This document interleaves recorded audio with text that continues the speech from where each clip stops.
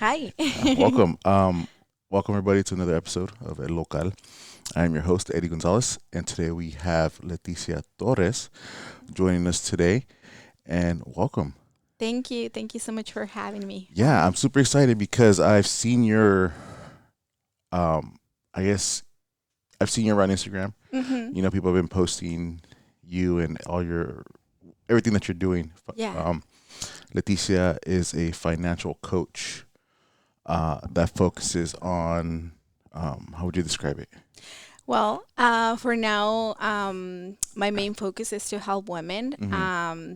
pretty much learn to manage their money, right? Mm-hmm. Because I mean, especially since I'm focusing with Latinas, I Mm-hmm. think it's a topic that, in general, money doesn't get discussed, Mm-hmm. at home when you're growing up.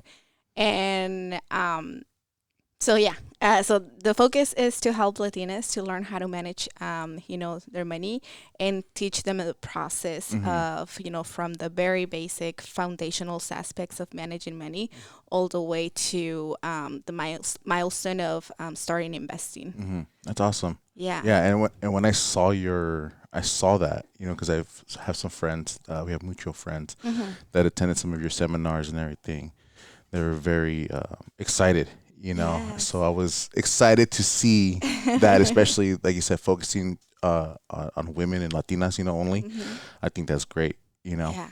Um, Before we get into that, I do want to kind of discuss. You're born and raised in Watsonville. Yes. Well, erased. Raised in Watsonville. Erased. So I kind of wanted to get to know your history, leading up Yeah. to your financial coach status. So where are you from? I'm originally from Mexico, Mm-hmm. from a town in Michoacan.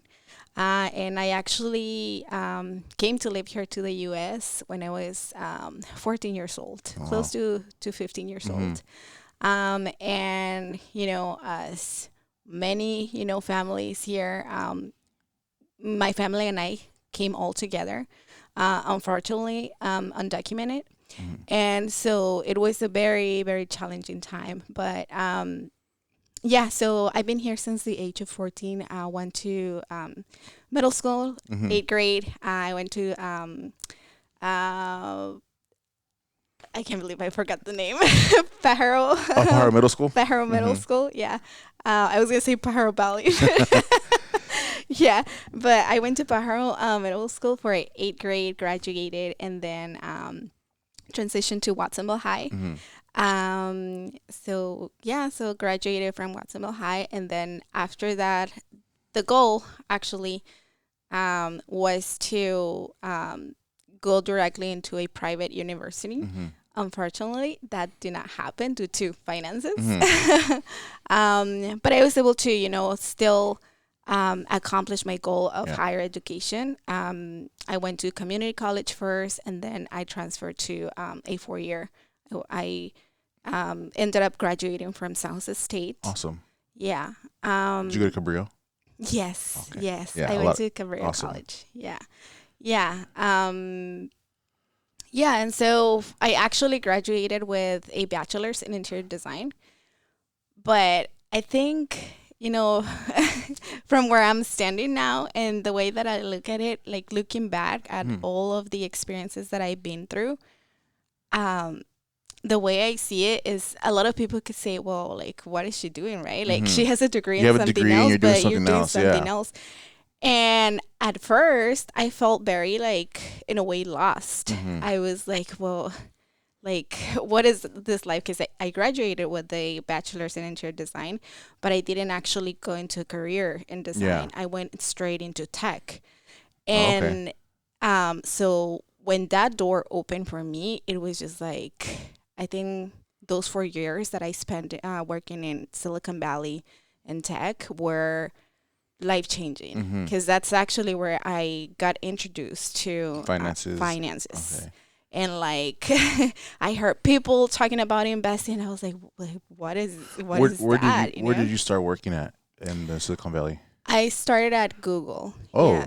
okay. I started as so I enter to Google working as a contractor. Mm-hmm. Um, And it was supposed to be a 3-month internship. Yeah. Required just to meet my graduation requirement.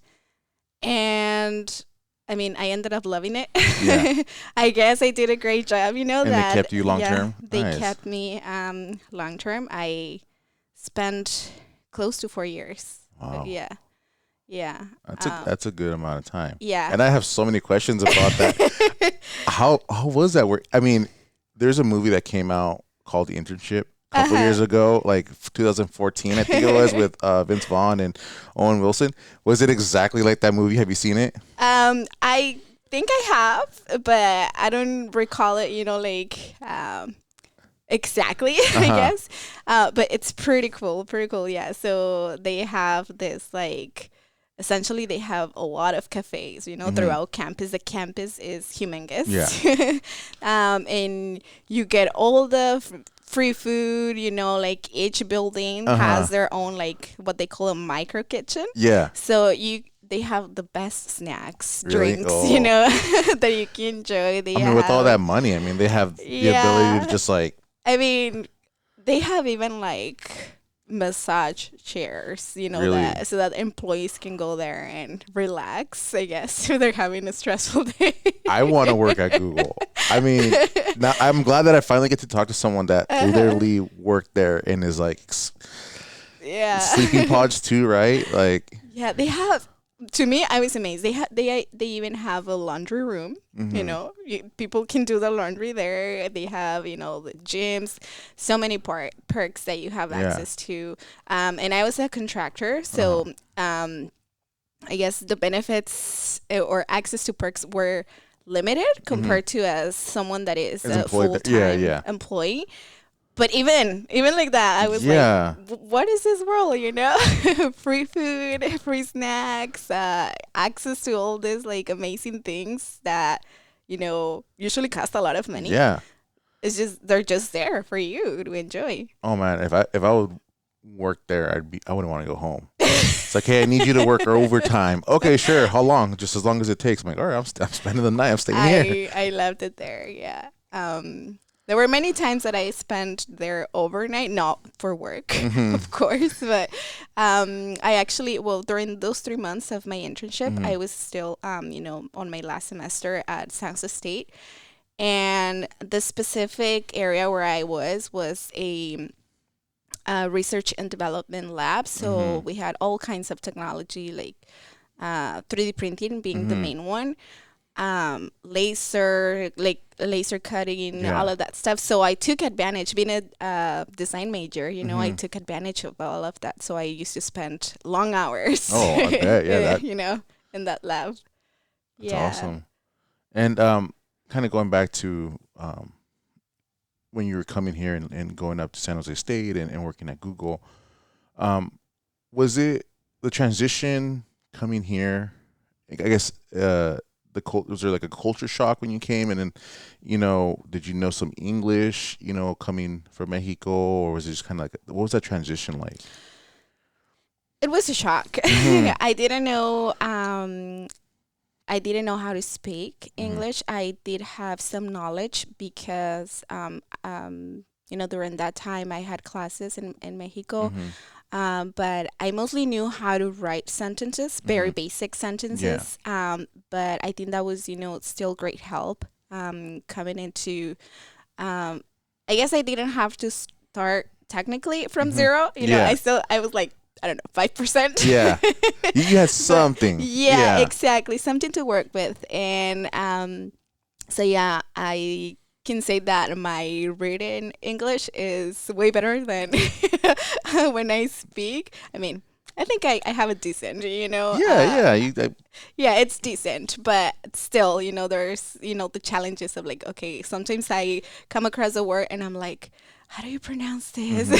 Well, I'll tell you this, and I mean, everyone knows English. The English language is so hard to learn. It is. It's got so many rules. It's what is that E before I, but not after C, something like that. And there's all these things. I mean, I work with kids, and we're trying to teach them a bunch of the little ones, words and all that. And writing. It's like, what? It's like, yeah, it doesn't make sense, but it's just part of it, you know? Yeah, now that I'm trying to raise my daughter bilingual. Hmm. We speak to her most of the time. I would say 60 to 70% is Spanish Hmm. and the rest English. But I've been actually looking into, because I didn't learn that, Hmm. like how to pronounce vowels, like from the very Hmm. very foundation. I didn't go through that. I kind of learned it through listening to the radio, watching TV, and turning on the Yeah, yeah, subtitles. So yeah, it's hard.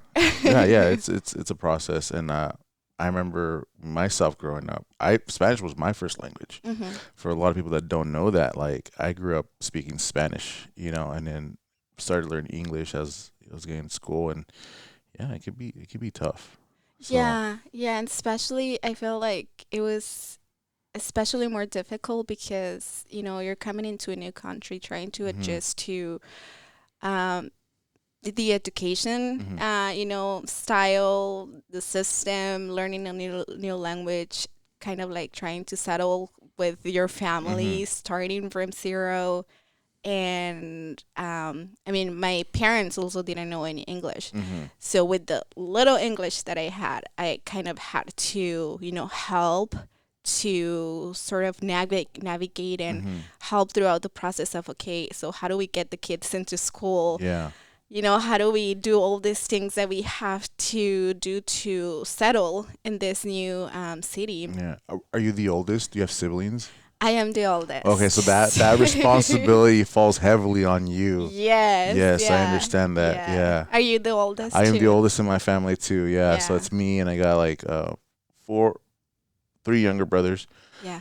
so Yeah, I have two younger brothers and one sister. She's mm, the youngest. yeah. Yeah, and yeah, definitely as oldest, so daughters, sons, we carry a lot of the Mhm. weight We of the do. family, Yeah. and especially when we are immigrants. Yeah. I think it's a Mexican thing. It's part of our culture for, like somehow, even even now, right, as adults, like it still falls on us, we get heckled, not in a bad way, but just by our parents, Yeah, actually, that's like a they big expect us to be the first on a lot of things. that's a big topic, and especially now, like the majority of my clients, well, they're women, right? Mhm. Some of them are also Mhm. oldest daughters, and the first thing that they, share with me when they're coming to learn how to manage their finances and sort of like plan for the future, Mhm. it's, oh, because I want to take care Yeah. of my parents. Mhm. Like they're still. I mean, we grew up thinking that our parents are going to be our responsibility, and Mhm. I mean, in a way, they are, Yeah. but for Hispanic people or like Latin people, we carry that weight on our shoulders. I feel like it's almost like it gets ingrained, in your Mhm. brain that Yeah. that you're supposed to do that, Yeah. It's like if you're yeah, as soon as you're born, it's like they think like, hey, you're gonna take care of me one day, Yeah, exactly. Like that's what you were Yeah. born, to do. Yeah. And I feel that too because like I'm having conversations, with my father about that. He's getting up Hmm. there in age, and with that comes the financial Aspect. conversation and Hmm. aspect of it. About taking care of him and what we're gonna do. And sometimes it's tough because um, not all the time, and I'm pretty sure it's common with a lot of people. They're not ready for that because Hmm. they didn't save, they didn't Exactly. prepare for that. Um, And how can we, but when we don't have, access to that mhm. information? Yeah. For me, it took me about 6 years and I had to find that on my own because, Hmm. everything started, one, because when I got hired, full time, I was asked if I wanted to enroll in a 401k. I Hmm. had no idea what a 401k Oh was, yeah. What is that? Like is and to me, it was just like, I don't know. Let me do a little bit of hmm research on it, and that was my answer, and that's how it started. hmm it kind of started, looking at, okay, what's a 401k, like what's the purpose of it? How Yeah. does it work? How can I take advantage of it? And one thing led to the other. Mm-hmm. And by the time I realized, like this is one way to start investing for retirement, Mm-hmm. I realized, well, there's no way I can invest because I'm barely like, making ends Yeah. Yeah. meet.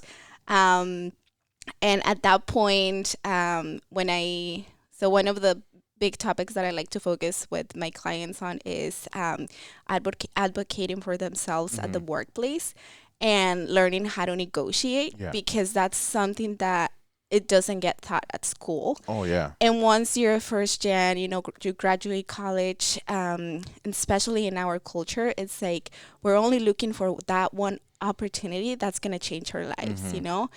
And once we come across it, it's there's this mindset that we are supposed to be grateful Mm-hmm. and just, put our head down, get to work, Yeah. give your best, and just be grateful. Yeah. Just be grateful. Don't, Don't ask like, questions. don't Just ask yeah. questions. Wait for them to look at you. Mm-hmm. Like the way that it was for me, it was always like this mindset that one day they are going to see, the potential, what you bring to the Mm-hmm. table, and they're going to offer you this, Yeah. big promotion. But it's not always the case. It didn't happen. No. Yeah. It didn't happen. Yeah, so I spent 2 years earning the same salary as Mm-hmm. when I was an intern. And it was like, that was probably one of the biggest lessons that I've had, um, because I didn't even know, when I got hired, that I could even negotiate or Mm-hmm. ask for a little bit more, than what I was being offered. I just simply took the offer and said Mm-hmm. yes. Once I became like more of a long-term employee, Yeah. it didn't even occur to me that I was supposed to do that until actually I took a break because I had my daughter, Mm-hmm. and then I came back after the big shutdown for the pandemic, Mm-hmm. so I came back like around November of 2021. And during that time, I had a friend who asked me, like, Leticia, like, how long have you been working here? And, I was like, oh, it's, been like 2 years. Mm-hmm. And she started asking me these questions, like, how much are you getting paid? Like, Yeah. Things. have Things. you asked for a raise? And I was just like, to me, like her asking me those questions, I was kind of shocked Mm-hmm. because I was like, well, am I supposed to do that? Like, Yeah. and so she was kind of asking me all these questions, and deep down, it was making me really uncomfortable because I was really Mm-hmm. like, we're not used to talking about Yeah. money Yeah. in Yeah. our culture. Oh It's my like, gosh. It is so true. so I was just like, no, and at that point, I think I was just trying to get out of the conversation. Mm-hmm. But that day when I went home, I remember, I mean, I had a long commute, Yeah. 2 hours, To like think each about it. way. Yeah. So I went home and I just like started to think about, like, and then, but still, it was a shock. And then the next day when I came back, I started to ask her more questions. So like, how do you negotiate? Like, how do you even start that conversation, Mm-hmm. And she kind of like, I was so lucky to have her. Like, she's my friend Mm-hmm. still, to date. um but she really like guided me throughout the process of like how Yeah. you're supposed to you start the conversation, how you're supposed to do your research to Mm-hmm. even ask for, a pay increase. Yeah. And it's kind of funny because during that time, like, everything, like, it almost seems like everything started to, like, all the pieces started to, fall Fall in into place. place. Yeah. And so I had about like 3 months to learn about the process of, like, negotiating. And then I was offered a promotion, to being from just being like a technician to being a manager. Mm-hmm. How did that conversation happen? Like leading up. Well, at that moment, leading up before. Like, how did you feel? What was that? Feeling and moment like When I was offered the when promotion. you were negotiating? Oh, Was that your first time? oh, yes. I was. it was so scary. I Mm-hmm. was really scared, because even when I was doing the research and looking at the numbers that I was supposed to be making, Uh-huh. to me that was just like just looking at the number, it was a six figure, Mm-hmm. like salary what I was supposed to ask, because at that point I already knew, that I was being offered this promotion, and I was researching with that in mind. Mm-hmm. So looking at that six figure number, to me, like I just felt my heart drop to the floor. Yeah. Like I was like, Yeah.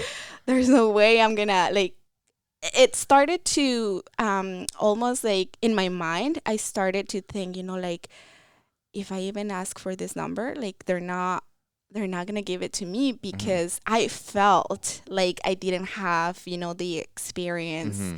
Mm-hmm. I just felt like I wasn't qualified enough. Yeah. And there's a lot that comes, like as an immigrant, and being an oldest daughter, like when you're growing up, like you're always feeling like there's more that you have to do, like always Mm-hmm. more, like there's never a time when you feel like it's enough. Mm-hmm. So for me, it just felt that way, and I was like freaking scared. And I remember I texted my friend, and I was like, this is what, this is what I'm planning to ask. Uh-huh. And she was like, yeah, like, I'm so Shoot happy your for you. shot, Like, you know? yeah.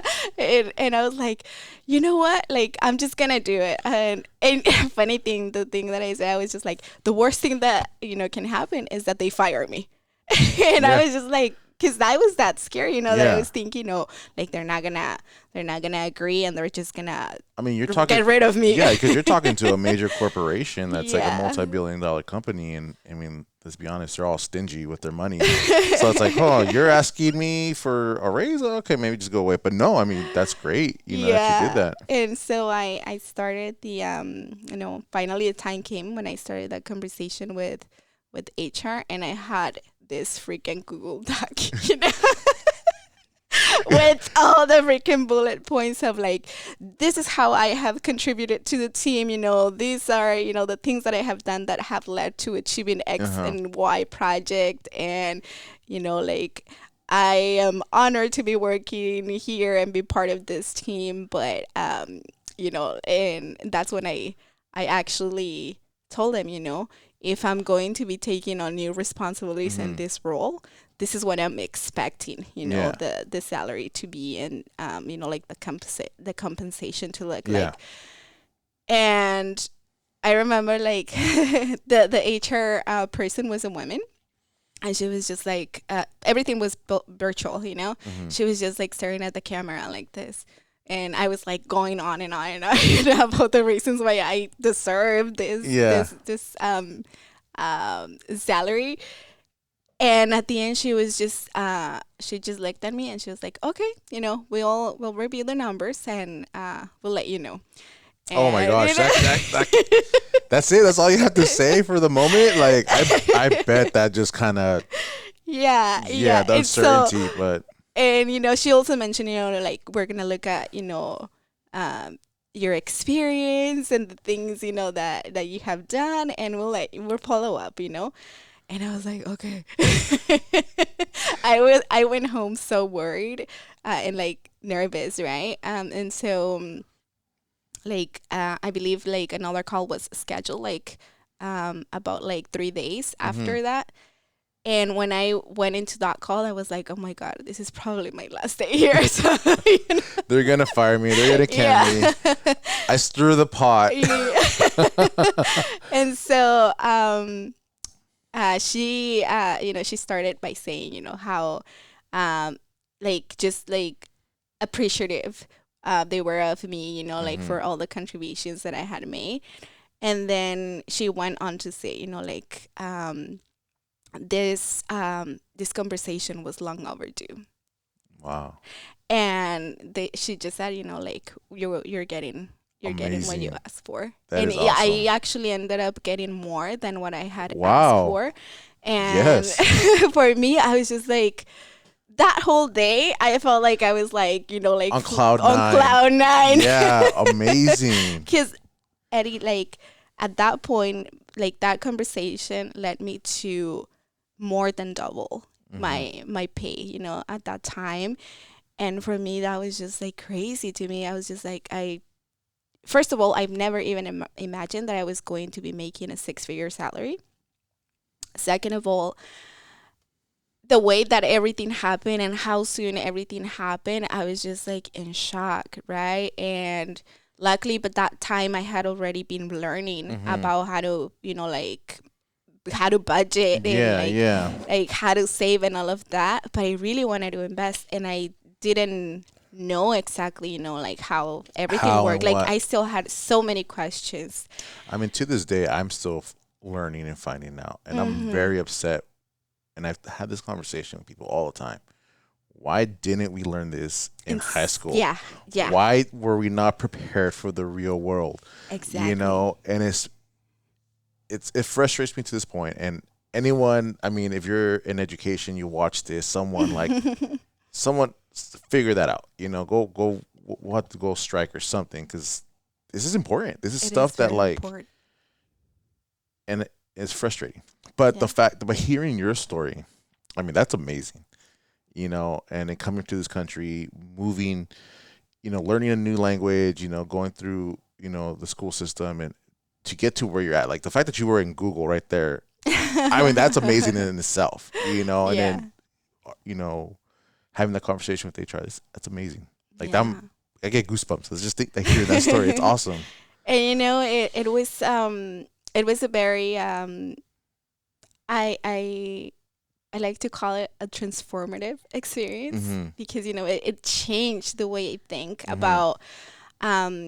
about my work, about the skills that I have, and also like how I see myself, like the What you're way I saw capable of. myself, Mm-hmm. before and after that, like it changed. And that also, like, the things that I've learned, like I've shared with my sister, Mm-hmm. my youngest sister. I've shared with my mom, and they have directly benefited from that. Mm-hmm. Like, they have both, got jobs that pay them better, that offer them benefits, things that they didn't have access Mm-hmm. to. My mom is currently investing for retirement. That's awesome. But, like that conversation with her at first, it was really difficult to make because one of the things that she used to tell me is like, um, I guess she took it in a way like, oh, you don't want to care for me, when Uh-huh. I'm old, and that's why you're trying to get me to save. And I'm Yeah. like, no, mom, like, like I'm always gonna be there for you. But I think it's amazing to have, the financial independence Mm-hmm. even when you're not able to work Yeah. anymore, or even if you don't want to work, right? Like it's amazing to know that you have that stash of money there Mm-hmm. for you to use for the things that you want, and you don't have to be worried about like if you're gonna have a meal, Mm-hmm. on your table, Yeah. you know.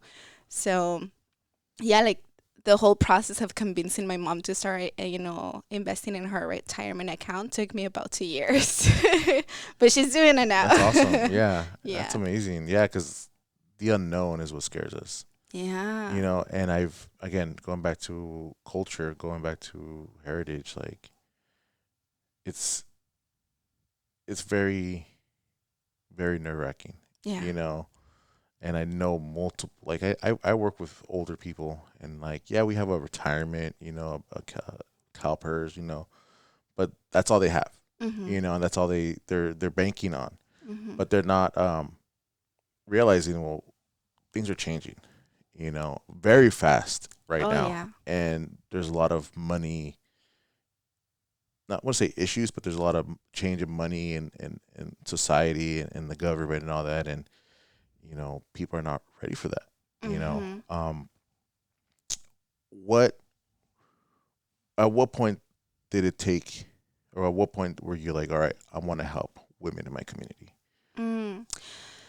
I think it happened. I actually I really like my job, where I was, but What were you doing?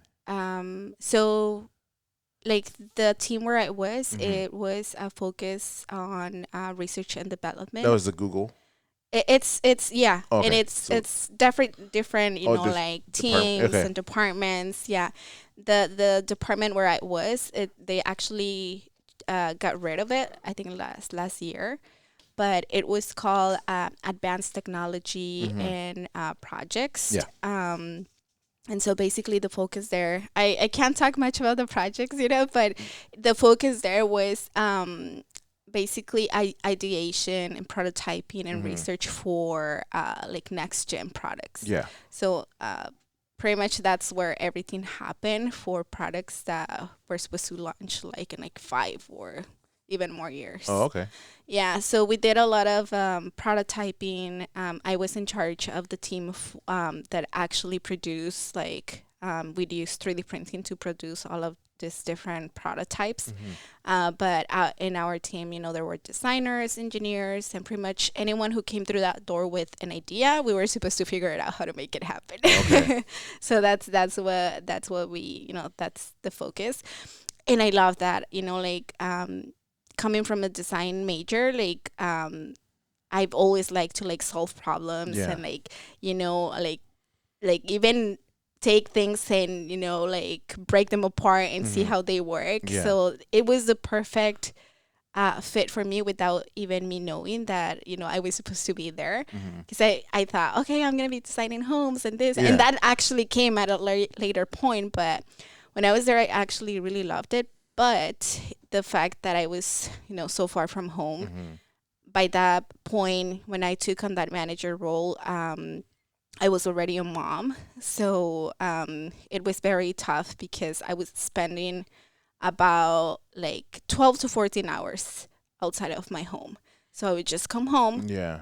Long like hours. just shower, do what I have to do to prep for the next day, and then leave. And when I left, my daughter was sleeping. When I came home, sometimes she was already sleeping. So I didn't have that time to even be with her, Yeah. And I loved, that career. But there came a point when I thought, like, is it even worth it? Like Mm-hmm. sacrificing, like these years with my daughter for the career and the Yeah. title and the money, And, but that point I was already doing really good with my finances. I think I was at a good spot that really like, I'm not going to say that it wasn't like scary or there wasn't a lot of thoughts involved when I decided to leave, but like I think it was mainly, about like I felt like I was like failing at Mm-hmm. life if I let go of that, Yeah. uh Because you worked se- so hard for something, you obtained it, and it's something that you have never done before, and it's to, yeah, again, like this yeah. being scared of Yeah, the and I unknown. worried so much, like what's my family, going to think, like that I'm crazy, that like, yeah, because it's like there was just like so much Mm-hmm. hard work involved, Yeah. to get there. But I think at that point I was just like I just wanted to be with my daughter and my husband because I was literally like not seeing them. Yeah.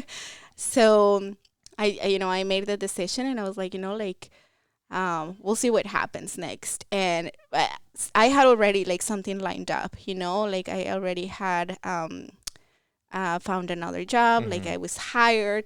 And I also, that actually was here in Watsonville. And I think one of the biggest fears that I was experiencing when I was trying to leave that, job in tech and transition to a Mm-hmm. job like more locally was that, well, they're not going to pay me, the Mm-hmm. same that they're paying, back Yeah. there.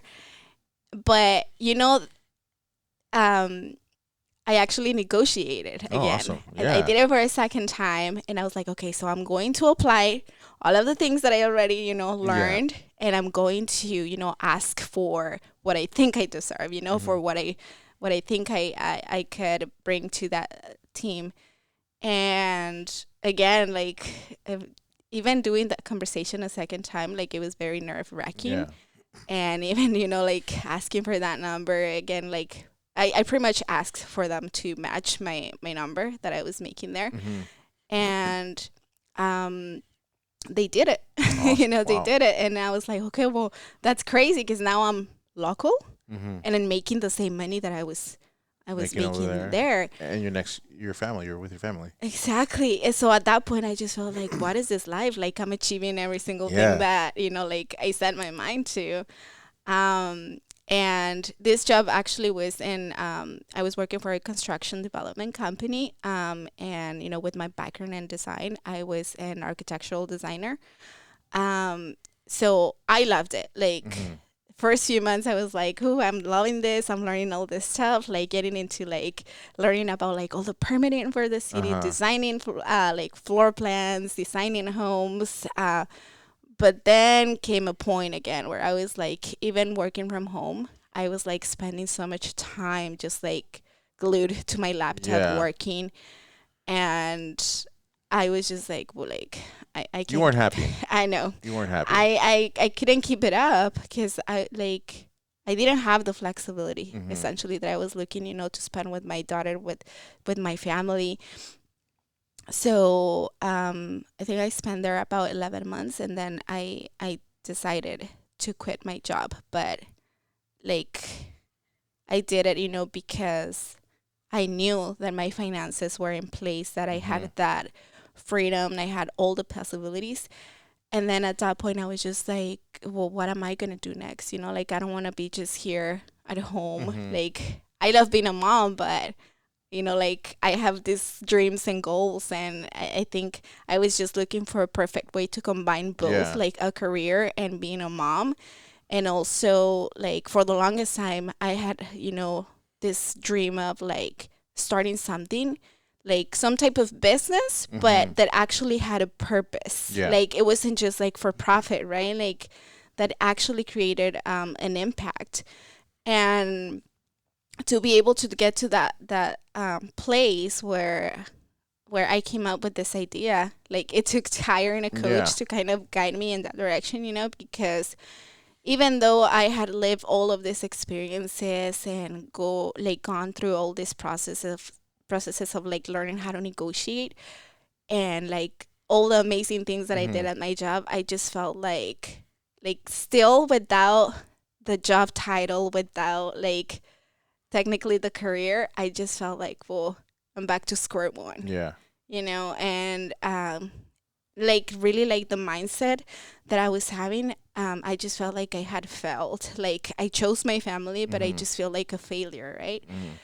So Because we're so programmed to like be successful, have a lot of money, yeah, um, do what it takes to move ahead, at whatever cost, So yeah, yeah. So I found myself at a point where I was just like, ugh, what am I gonna do, And so actually, I came to Christian. mm-hmm. I and I started to have a conversation, and the best advice that he could have ever given me was hire a coach. Yeah, yeah, And I was like, okay, yeah, okay, I guess I'll do that, yeah. and I did that, and I think There's coaches for everything, yeah, everything. yeah, and I there's people who don't believe in coaches. Mm-hmm. I do believe in coaches because when I was in that manager role, I got assigned a leadership coach, and he helped me tremendously. Mm-hmm. Because I think when I took on that position, there was a lot of fear that I didn't have what it took to lead Mm-hmm. a team, and he was amazing. He pretty much made me look at myself as a leader when I thought I wasn't a leader, Mm. when pretty much I've been a leader my entire life. Yeah, yeah. So I really believed in coaches, so I hired this coach, and she really helped me to um, really like change my mindset about like what it means, to leave a career. Mm-hmm. To The biggest fear for me was like, okay, so now that I've left these jobs, now that I don't have like a traditional job, like, does that mean like I lost my degree? Like Yeah. what does that mean? And one of the biggest breakthroughs that I had with her, it was just like my identity was so attached to the Success to success, to working. the degree, Mm-hmm. to the career, and she really told me, like, you achieve all of these things Mm-hmm. because of the things that the skills that you already Yeah, have, the hard the work. hard work, your perseverance, your resiliency. Yeah. So that was life changing for me in itself. And that's when I was like, you know what? Like, I'm starting this. Mm. Like, I know there's a lot of need out there. Um, for personal finance Mhm. education, and I think I'm just gonna do it. Yeah. And I started to like host these workshops in the Yeah. community, and at first the idea was to impact everyone, but I saw a better interest from women. Mhm. And one of the things that I've learned so far is like you Yeah. can't be speaking to everyone. If you're speaking to everyone, you're speaking, or like you're speaking to no one, essentially. It's like in a way we have to Uh, focus, with a group to be able to like create that impact. And maybe as we're growing, yeah. potentially we'll be able to impact more people. Yeah. Because I know when it comes to finances, as a man, I'm just like, I got this. I don't need no help. Like I can figure it out. Like there's a pride to it. Um, Exactly. but I Exactly. know women are more always willing to, and especially if it's coming from another woman, like they're like, okay, I'm gonna give it a shot. They're not as they're more receptive because they're not, if a man, is trying to teach a woman finances, it's kind of like that barrier, Yeah. So, Yeah. Some of the stories that I've heard is like some of my clients have gone through scams mm, in, the pursuit of learning how to invest. hmm, They have lost a lot of money. Um, when they have tried to reach, I guess, to professional males, in the field, they have been, uh, they have felt intimidated. hmm, They have felt like, their questions weren't being answered, or like, just, um, I think it was just that, like, like intimidated and like not knowing, like, how to ask the questions to get yeah, the answers that they were looking yeah, for. So yeah, it's definitely like a dream of mine. This the work that I'm doing hmm, right now, because I know firsthand the impact that even just like knowing how to properly like save, or hmm, how to put your money in the right accounts. I know yeah, all the yeah. difference that it can make, so like um I'm very happy to be doing this work. That's awesome. What's your typical day like? When you Mhm. get up in the morning to when you go to sleep. Mhm. What is that like? So 3 days a week. I'm gonna say I have like 3 days a week where I'm like really like focused. Yeah, And I have like that balance of like having 2 days where I'm just like, okay, today like I do have certain things planned, but they're more like family days. yeah. And like on a business day, typically go to my 5 a.m. Class at Hmm. Ambition.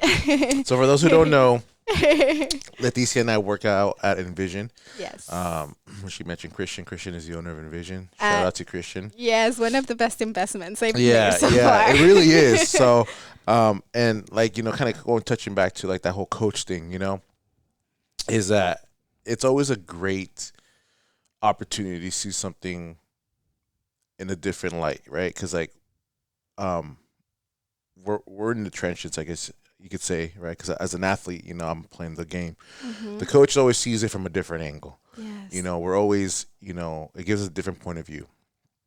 And so I agree, coaches are great. Excuse me, if you can find one, in whatever finances, life, athletics, I recommend it. And yeah, I've had conversations with Christians too, with finances and all that. So, but shout out to Christian, shout out to Envision. You guys Yeah. are doing great work over there. Yeah, so I go to my 5 a.m. class and come home, start my day, start getting ready, breakfast, and then I usually jump into like following up with my clients. There's, throughout the process of one session to the Hmm. next, then to the next, there's always, like homework Yeah. involved. They have to either go and apply what I taught them in the last session, or if they knew, if, for example, if during today's session I taught them about high yield savings accounts, Hmm. right? I give them different options, and I explain all the benefits, the pros, the cons, and how they work. And then I send them and do their own research, Yeah. right? Because one of the things that, or one of the goals, is that they learn how to do it by Yeah. themselves, without the need of, well, probably they're gonna need still help, but The idea is for them to be independent and know how to look for, the information and how to make a decision Yeah. once they have that information in their Yeah. hands. So that's what it typically looks like, try to follow up with clients. There's things involved in the business like operations Mm-hmm. and, also managing finances for the business. And that's something that I'm getting used to Yeah. it. Um, and the other part, since I'm doing this online, is content creation, Yeah. like planning content. Another part is planning workshops. I've been Mm-hmm. hosting consistently like a workshop per month. Mm-hmm. So, and, I try to keep that because those are more accessible to Mm-hmm. people, and we really focus it around like goals, Yeah. like teaching people how to set goals. And well, one of those goals is finances. So we provide that information during the Workshops. workshops Yeah. on how to do that, like the steps to properly plan for a goal and, the action steps to Mm-hmm. take. Um, Most recently, I've also been partnering up with real estate agents in the area Mm-hmm. because I feel like that's another big topic, Oh, like yeah. buying a house is probably one of the biggest milestones Mm-hmm. for us, Yeah. Yeah. It's the American dream. It is. It is. So, I feel like there's a special need for people to know how to prepare financially for that. A lot of the times we go like into the process thinking that, oh, I just need to have a really big down Yeah. payment, But there's more to it. Yeah. Exactly. I'm learning that Exactly. too, and I'm like, I'm trying to do that. Yeah. There's a lot, not obstacles, but there's a lot of, it's a learning curve. It's a learning curve. Mhm. Exactly. So, that's what we're trying to do with this seminars to teach people about or inform them about the home buying process, Mhm. but going one step further. And teaching them how to prepare for the different expenses that come, Mhm. associated with buying a home for the first time. Yeah. That is not just the down payment. Yeah. And also how to prepare themselves even after they become homeowners. Oh, I didn't think about that. I think that's a Yeah. big thing right there. Because yeah, you buy the house. Let's say you do purchase it, go through the process, but the post. Yeah. You know what? That I never thought There's a about lot of people that end up being like, well, I believe they call it like home rich or like house rich, Mhm. where, they achieve the goal, they have the house, but now like they can't sustain, like they can make repairs to the home Yeah. or they're living, barely making ends meet just Yeah. to Pay the pay a mortgage. Yeah. Yeah, so that's what we're trying, like to avoid and like really prepare people to be ready for that Yeah. step. So that's a process. That's just Yeah. learning and learning. What is what is the most common question you get when it comes to finances? When it comes to Latinas coming up to you, trying to learn, or what's the one common question that you've gotten that you get? How to go from like saving to investing, because I feel like especially in our culture, I think we're really good at saving. Mhm. Most of us, right? Most people are great at saving Mhm. because that's what our parents told us. Mhm. Save for the future, prepare Yeah. yourself for the future. So we're great at saving, but when it comes to investing, we have no idea how to do that. Mhm. And I don't know if it's because there's very few, access to that information. I think part of it is also all the terminology and Yeah. the language that is used is very confusing Mhm. to people. And once you start to get into that world of learning all the terms and how things work, like it can get really overwhelming. Yeah. Yeah. Yeah. So for me, I think when I started learning, it took me about 2 years to feel confident Mm. to even open an investment account that Yeah. was outside of the traditional like IRA 401k, Mhm. like so yeah, like I really like I identify with my clients, when they come with that question because I Mhm. know like how overwhelming that can be. Yeah. Yeah. Yeah. And so that's why they have me, Yeah. to make the process easier. Yeah, that's awesome. What is when you talk about investments, what is the most for you personally? What are you invested in? Do you got a 401k? You have life insurance? Like what is?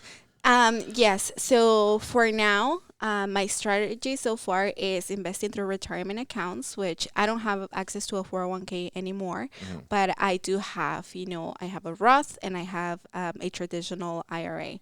So basically, the contributions that I made to my 401k, I just simply rolled them over Mhm. to a traditional one. And I also have a separate, because the way that I think about now that I know this information is like one of my goals also is to buy a house, right? Mhm. But I'm not going to achieve that just through saving. Since that goal for me is I have like a 5 year time frame, Mhm. where I want to achieve that goal. I am investing that Yeah. money. So I have a separate investment account, which it's called a taxable brokerage, Mhm. where I am saving slash investing Yeah. that money for when the time comes. Yeah. So there it's growing, it's doing its job. Another of the big goals that I have for investing is another taxable brokerage Mhm. account that it's more like for personal savings long term. Yeah. And it's just because they're growing at a faster rate, and having them in a taxable brokerage account, it's like you have access to that money whenever you want, but Mhm. it's still investment. Like it's not tied to penalties or like Yeah. If you want to pull yeah, it for whatever reason. exactly. You Okay. you have access to that money whenever you Yeah. want, and of course, one of the most important ones and like foundationals is the emergency fund. Yeah. Having that emergency fund, right? Because whenever, we come across a life event, that's where the money is going to be pulled out and not Mhm. from like all these All the other other stuff. Yeah. accounts. Yeah. Wow. I. So it's really like about, like what are your goals, what are you trying to achieve, and how you can strategize Mhm. to, get there. Yeah. Yeah. As you're talking about this, I'm thinking about my own retirement and my uh, savings, and all. I'm like, man, like I could get on this. I mean, Yeah. I've done a lot. Like growing up, I've living paycheck to paycheck too. Struggling with money.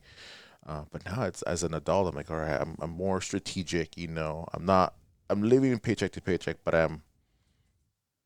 I am, I guess, more wiser with how I move my money around, so it's not as hard for me. But Mm-hmm. yeah, I'm gonna have to check these things out. Yeah. Because I know a while back when I was younger, someone came up to me like, "Oh, Roth IRA investment."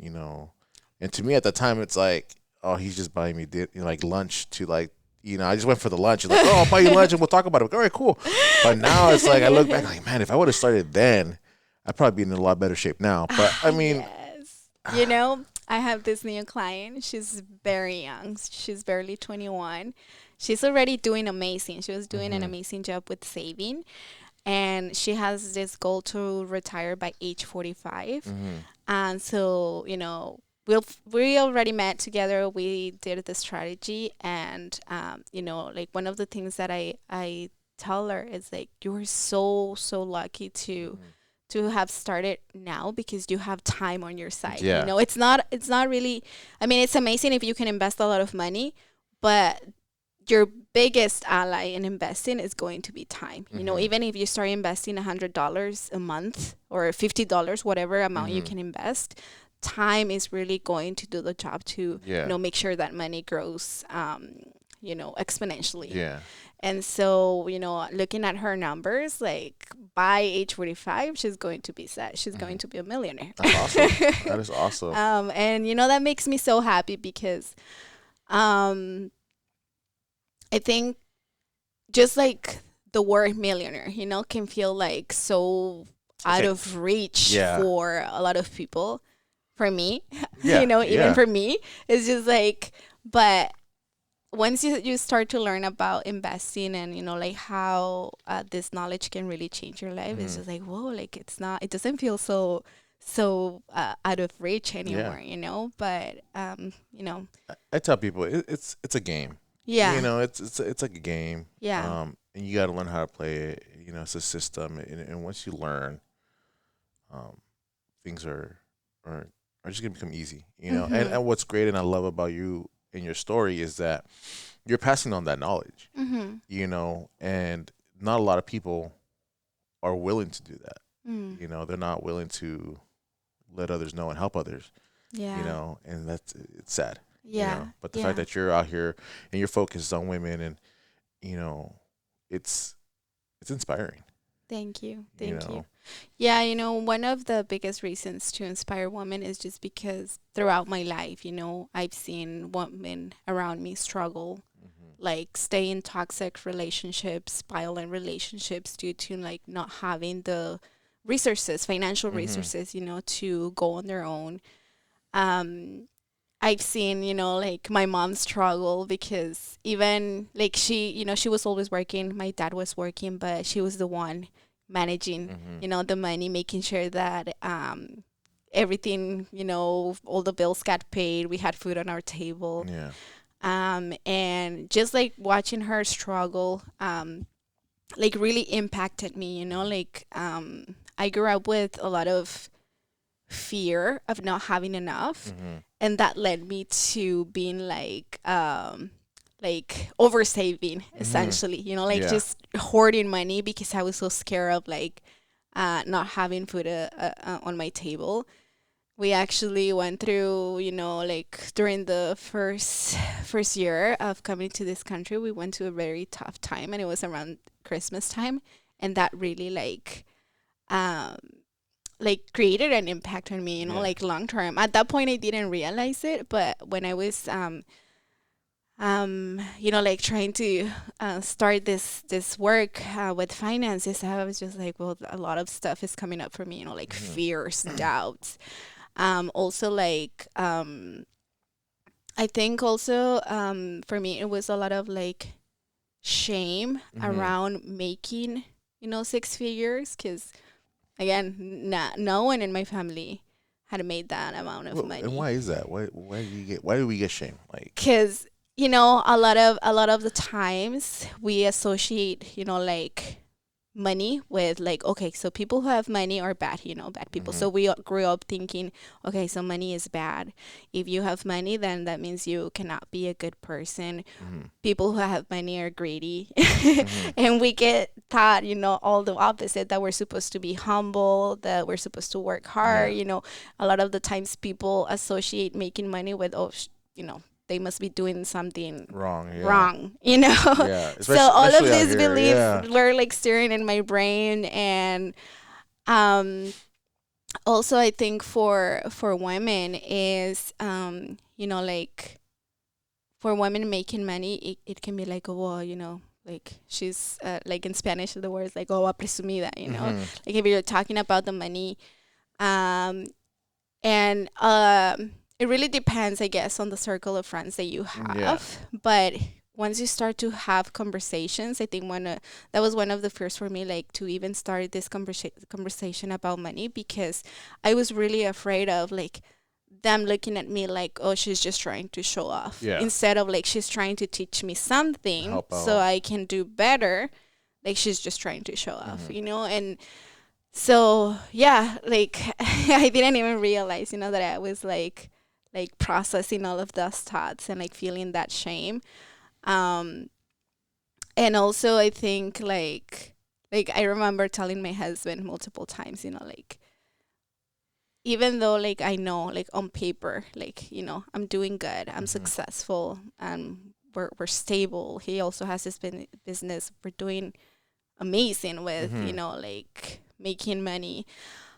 Why do I feel like still like it's not enough? Why do I feel like Hmm. I'm still like surviving? Yeah. And he was like, well, but you're not like like you have food on your table, you have a roof over your Hmm. head. If anything happens, you're prepared, like but I just felt like this like insanely fear of like just losing Everything. everything, Yeah. and like next day. Hmm. um and like through doing this work, you learn that 50% of, like learning to get your finances in order Hmm. is, yes, the strategy, learning how to do like the technical stuff, Yeah. But the other part is also doing the mindset work, Yeah. like, for example, what is the, first time that you remember thinking about Yeah. money? Yeah. How did that happen, Mhm. For me, it was, like looking at my mom, like being all stressed out because we Yeah. didn't have enough to cover rent. We didn't have enough to, Mhm. um, buy food. And so I carried that with me. Yeah. And even though I was succeeding in life and, I was safe, I didn't feel safe Yeah. because I Because that still, mentality that, uh-huh. and I think that's funny because I'm sure everyone has that story, And if for me growing up, my father was a single dad. He was very successful, and not a lot of people know the story. He was a farm worker. He was a manager, supervisor, and we were comfortable. And then he lost it all, went bankrupt, uh, got divorced. My dad had three boys. He had us, but he had nothing. So I think for me at that point, that's when money became a thing. Like, oh, money, you need money and all that. And so struggling, he would go to work. We would live off of $200 for him and my brothers, and he would get food stamps and all that. And so that fear, when I got older, I was getting older. It's like I need money. I need money because I need to survive. Yeah. And I remember when I first got my job with the school district, right? I'm getting like close to $2,000 a month, and I'm just like, whoa, what is this? Mm-hmm. This is all mine. So right away, my mentality is like, go spend, spend, spend, spend, Yeah. and then I'm like, oh, one week into getting paid, like now I'm broke again, and then Mm-hmm. again, it was a cycle for me for a while. So and I do think, like you said, like trying to get your mentality on point, and trying to surround yourself with like-minded people that are focused on a goal, on achieving something. Mm-hmm. So Yeah, I think that's probably one of the best things that you can do, like some, like also part of the work that I do in my clients, it's like to really, go deep and ask them, mm, like, what do you value? Like, do yeah. you value family? Do you value friendships? Do you value, like splurging Hmm. on, I don't know, material things, like that's probably one of the first steps that we go through. It's like really trying to pretty much align them, with Hmm. the things that they value so that they can spend accordingly. Yeah. Because, some of my clients have come and they said to me, oh, I've tried budgeting and I just feel like it's miserable. Because Yeah. you're trying to, like, I guess, save up to the last penny. And it's like, well, it shouldn't feel miserable, Yeah. So right? you're saying I can't spend money on Starbucks every day? I can't do that. Yeah. And it's like, yeah, you can have your coffee, but then that means that you have to look at all these areas, of Hmm. your expenses. Like, what's more important? That Starbucks or maybe going out on dinner with your family, Hmm. like twice a month or Hmm. things like that. Yeah. It's really about like setting your priorities straight. Hmm. Is it more important to go spend, I don't know, $300 on clothes and shoes that you Yeah. probably already have a ton of? Or is it more important to go on a vacation, Hmm. where you're spending time with either yourself or your family, Hmm. like, and when I put it like that, like my clients are like, oh, I hadn't thought about that, Yeah. like this is like, and that's when they start to realize, that sometimes they just go mindlessly spending on things Hmm. that they don't even like, they Yeah. don't even use, they don't even care about. Yeah. I mean, I'm guilty of that. Yeah. So. Yeah. So I think that's probably one of the uh, most life changing, Hmm. um, things that from the work that I do with my clients. Nice. Yeah, because it really sets the foundation for them to go on and make, decisions. Hmm. Yeah. That's awesome. Have you? And I was thinking about this as you were talking, and you're talking about the young girl that you helped. Um, Maybe going into the schools, and I actually was there last week. Oh, really? Yeah, I'm Okay. trying to get into the schools, but I'm hearing that it's a little bit complicated. Hmm. But the way that I was thinking was to see if there was a possibility to come, like in the after school with Hmm. the program, Yeah. um, to teach, 11th graders and seniors, like the basic foundations, like budgeting, credit card, like how to manage Mm-hmm. credit card debt, how to use credit cards responsibly. Yeah. Um, yeah, so that's a work in progress. Yeah. 'Cause Hopefully, potentially, it'll happen next semester, but yeah. we'll see how that develops. But School district, if you're watching this, we need more people in the schools teaching about what to expect and what to do in the yes, future. yes, Yeah. So, yeah, we'll see how that develops. And if it doesn't happen, I'm still planning to do it. yeah. Host those workshops, Yeah. targeted towards young people. I think, I'm starting to see that a lot of people are looking for this information. They Mm-hmm. just haven't found, someone that they trust. And Yeah. I think that's something that it makes me feel really happy, because when people come to me, they feel like they already know me, like they already trust me, Mm-hmm. So it makes the process even easier. And from, the conversations that I've been having, in the community with people from these workshops that I've been hosting, they are really interested in learning this knowledge, but Mm-hmm. they just don't know where to find it, Yeah. you know? Yeah. So yeah, that's one of the goals, to Yeah. work with the youth. Awesome. Yeah. And that's why I wanted to talk to you. That's why I brought you Mhm. on. Is like, because I saw what you were doing, and I saw a lot of my friends, reposting you and attending your workshops and all that. And I mean, we work out in the same gym, and like, you know Mhm. what, this is information that people need to know. Yes. And Yeah. so it's great that you are doing this. I mean, like I said, this entire conversation, your entire journey, it's like, wow, like I'm inspired. And it's only You know, part of it. I But yeah, thank you so much for having me. I love doing this. yeah. I I think sharing your story is so powerful, Hmm. and the way I think about it is like, if you can inspire only one person, Yeah. like you're making a change in Hmm. the world, Yeah. because I had one person inspire me, and Yeah. that's That's all it what took. exactly, that's all it took. Yeah. What is your advice? Like, if someone is meeting you for the first time, if someone's watching this, what is the one thing you would do or say to inspire them? Uh, One thing that I will say to inspire them: do not doubt yourself. And especially if, I mean, not especially, but everyone has a very unique story. I'm pretty sure we all go through different, Hmm. like struggles in life, and if you have been able to come out successfully out of that, like Hmm. there's a lesson there that you learn along the way.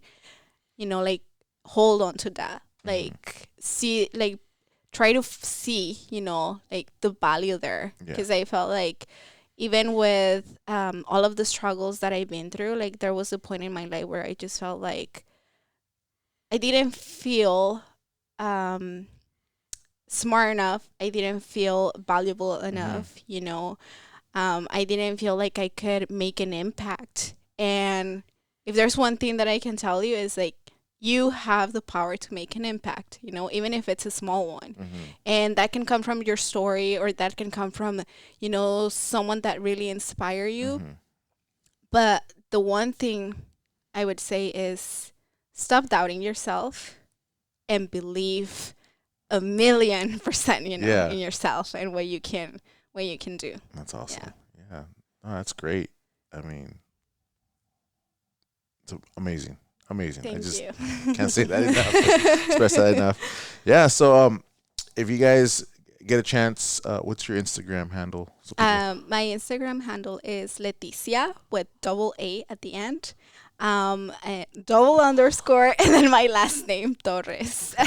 So And I can give it to you. Maybe you can include it in the notes yeah, or yeah. something. Yeah, that I'll, way I'll, it's easier. yeah, yeah. I'll add it at the end of this episode. So yeah, thank you very much. I appreciate you coming on here. Thank you, Eddie. Thank you Yeah, for having me. yeah, I love this conversation. yeah. It Thank was you. great. And then maybe next time if I bring you on, I mean, we'll talk about. I mean, I know you go. Like I said, we go to the gym. We can talk Mhm. about the gym too. So Yeah. we'll Oh, that was a big part, Yeah. of like me doing hard things and believing in myself, Yeah. I can say that's probably where part of it started. Nice. We'll get into that Yeah. next time. So Okay. awesome. Thank you, Leticia. I appreciate Thank it. you, Yeah. Eddie. All Thank right, you. guys. I'll see you guys later. God bless. Until Bye. next time.